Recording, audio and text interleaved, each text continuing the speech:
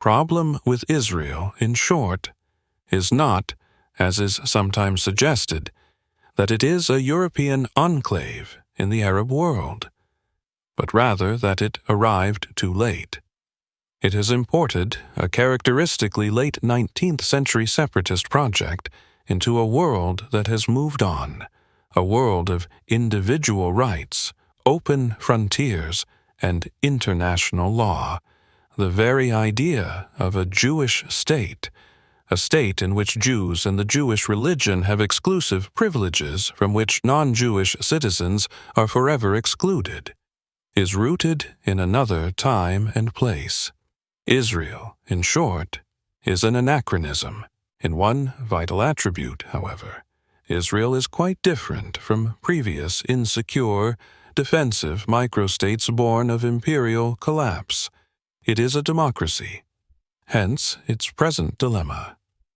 Thanks to its occupation of the lands conquered in 1967, Israel today faces three unattractive choices. It can dismantle the Jewish settlements in the territories, return to the 1967 state borders, within which Jews constitute a clear majority, and thus remain both a Jewish state and a democracy, albeit one with a constitutionally anomalous community of second-class Arab citizens.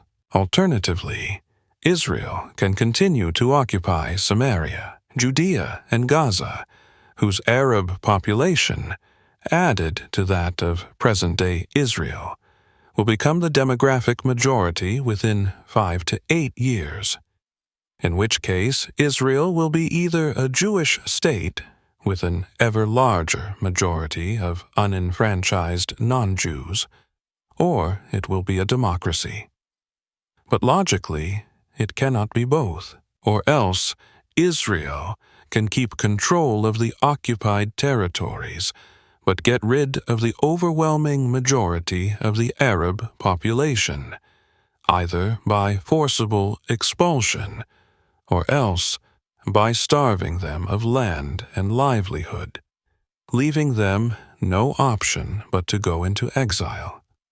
In this way, Israel could indeed remain both Jewish and at least formally democratic, but at the cost of becoming the first modern democracy to conduct full-scale ethnic cleansing as a state project, something which would condemn Israel forever to the status of an outlaw state, an international pariah. Anyone who supposes that this third option is unthinkable above all for a Jewish state has not been watching the steady accretion of settlements and land seizures in the West Bank over the past quarter-century, or listening to generals and politicians on the Israeli right, some of them currently in government. The middle ground of Israeli politics today is occupied by the Likud.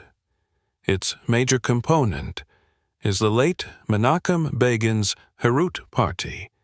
Herut is the successor to Vladimir Jabotinsky's interwar revisionist Zionists, whose uncompromising indifference to legal and territorial niceties once attracted from left-leaning Zionists the epithet fascist.